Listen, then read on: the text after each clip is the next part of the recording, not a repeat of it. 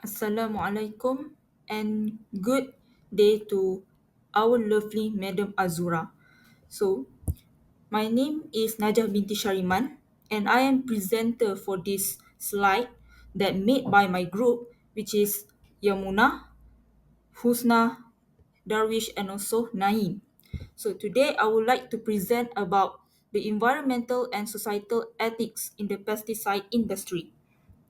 So, the first one is that for the introduction. So, the pesticides industry plays a crucial role in modern agriculture, contributing to increased crop yields and food production efficiency.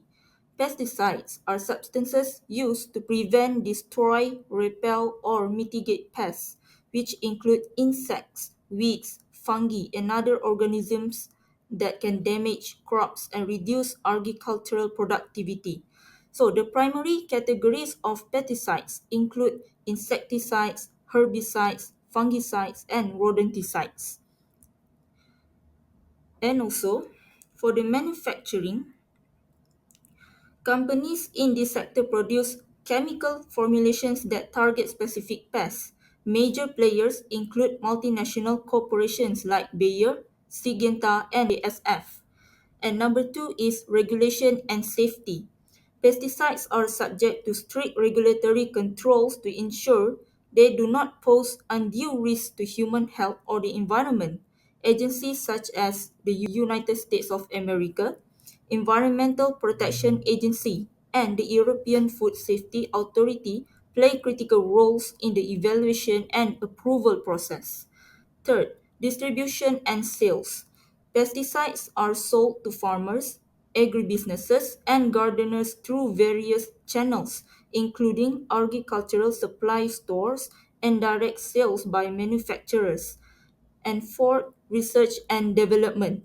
Ongoing R&D efforts aim to develop new, more effective, and environmentally friendly pesticides. This involves significant investment in scientific research to understand pest biology and resistance mechanisms. And lastly, application. The application of pesticides involve various methods, including spraying, seed treatment, and soil application.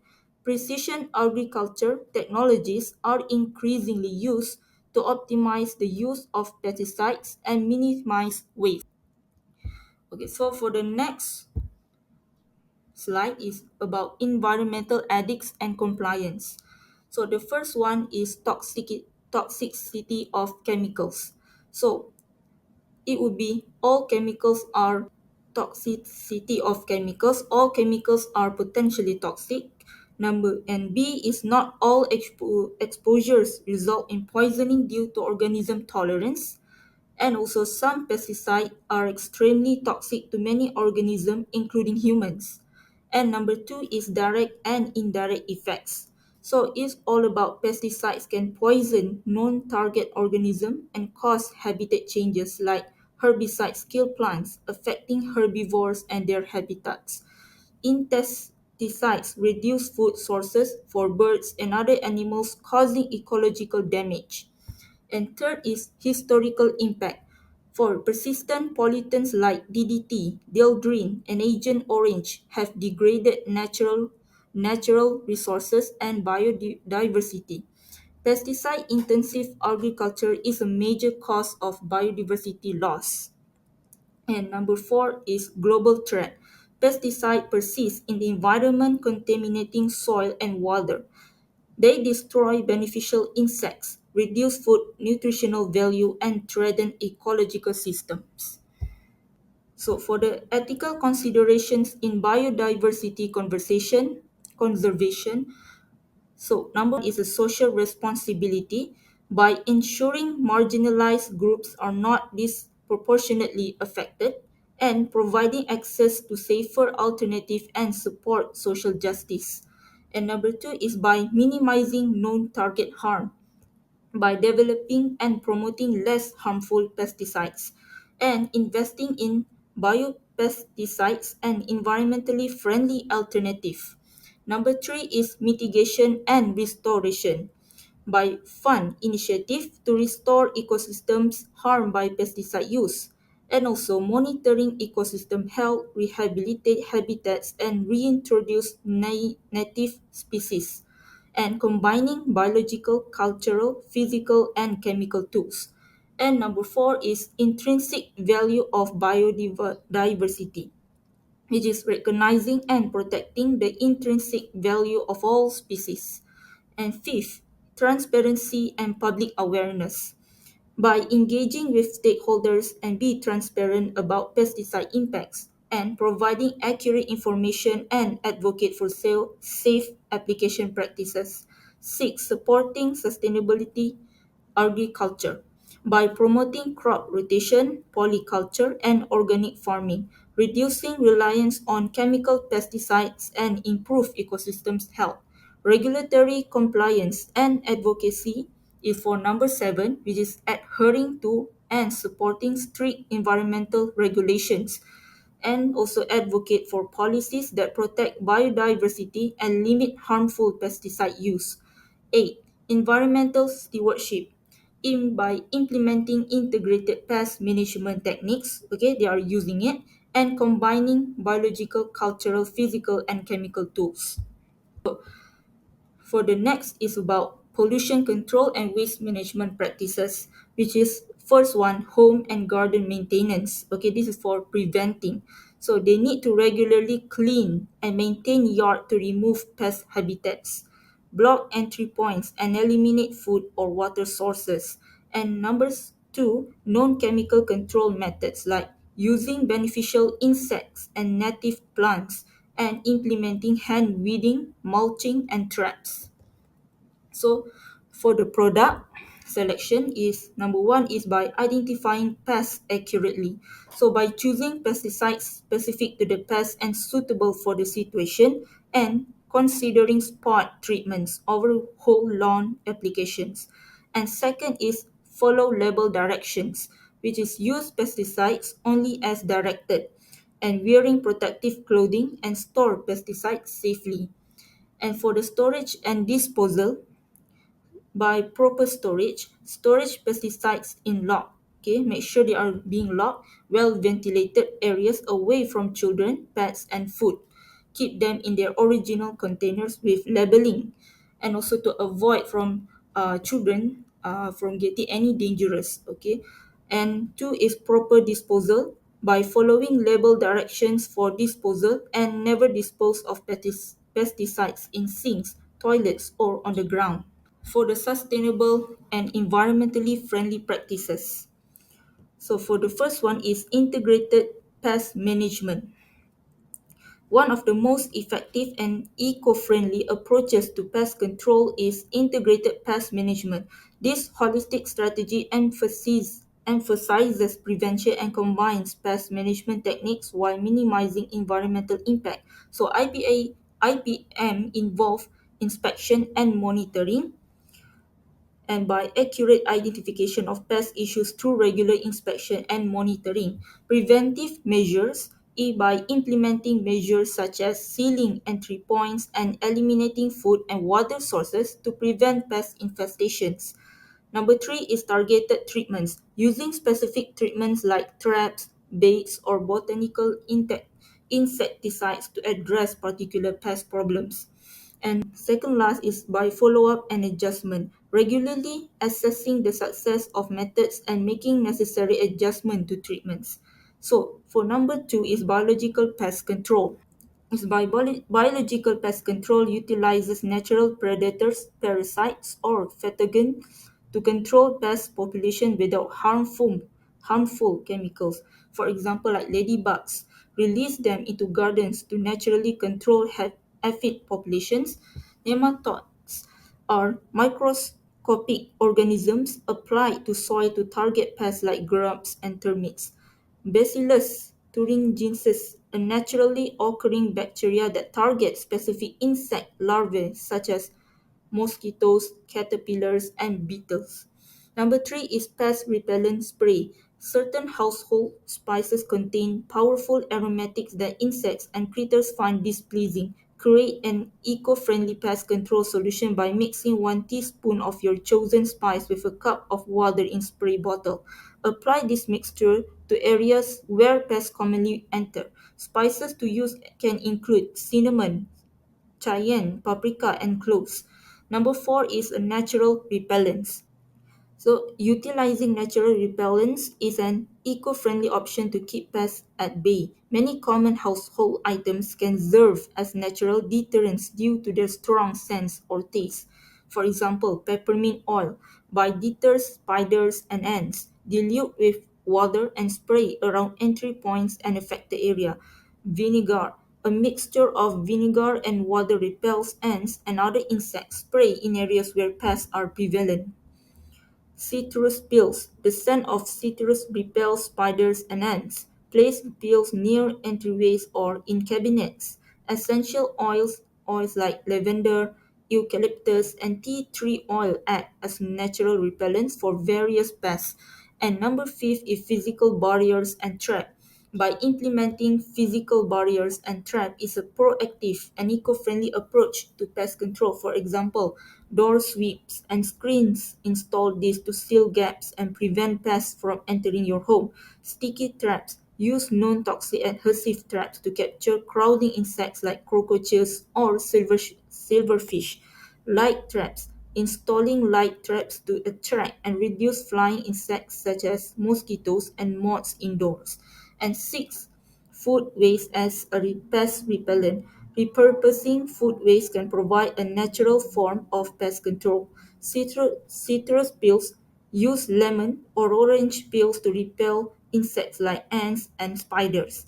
So, placing these peels near entry points or areas where pests are prevalent.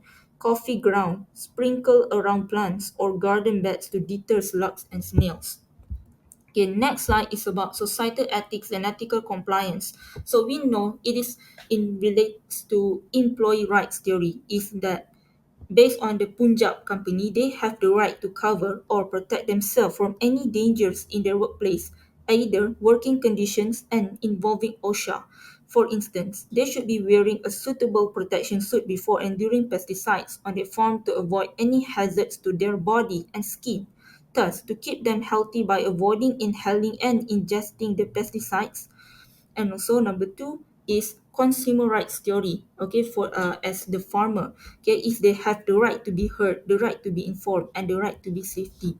For instance, they should be informed regarding awareness programs by demonstrating the spray technology and how to use it carefully. Additionally, the health of pesticide consumers is prevented by the chemicals that could be absorbed through human skin and inhaled. For the third is about consumer ethics theory. Is for the consumer of pesticide spray or farmer. It seems the farmer did not put the pesticides in the proper storage. Okay, as the ethical standard they did not follow. They should use pesticide without using their naked hands and put them away from open areas so there would be no harm to anyone. For the community impact and social responsibility is that it based on the Carroll's pyramid of corporate social responsibility, which is the community would be affected if that company doesn't produce the product in the right way. Thus, this law codifies society's moral ideas. As a result, society puts legal obligations on businesses. And for the ethical responsibility is the firm that is required to do what is correct or right, fair towards the community, employees, and stakeholders. Besides, Punjab firm has to be more consistent following societal practices and ethical principles. For instance, their manager should keep reminding them to be more ethical while doing their jobs so as to prevent unanticipated events in the community. For the philanthropic responsibility is something that society desires or expects rather than something that firms must provide.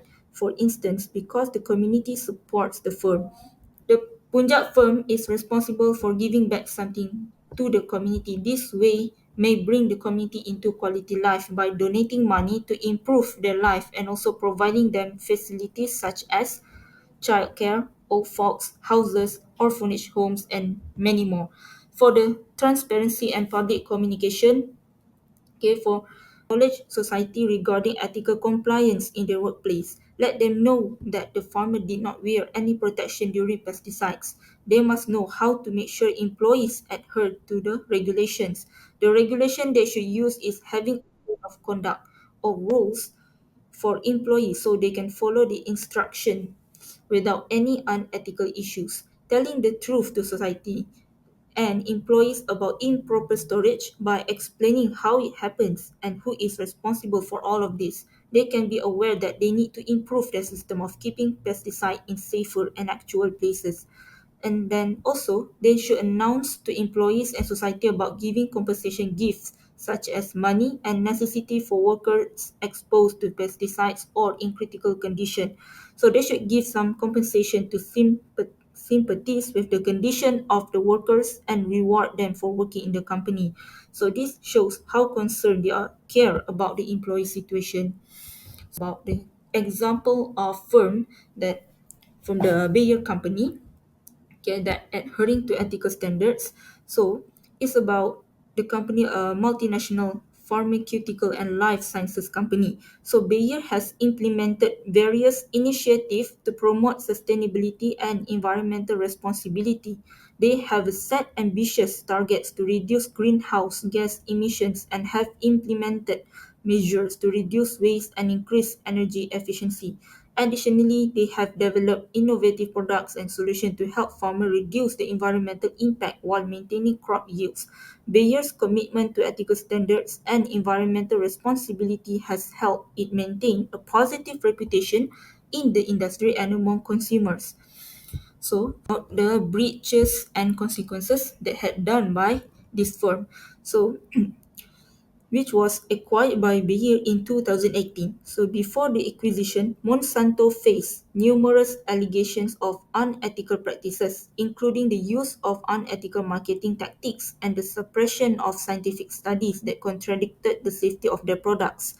These practices led to significant backlash from consumers, environmental groups, and regulatory agencies.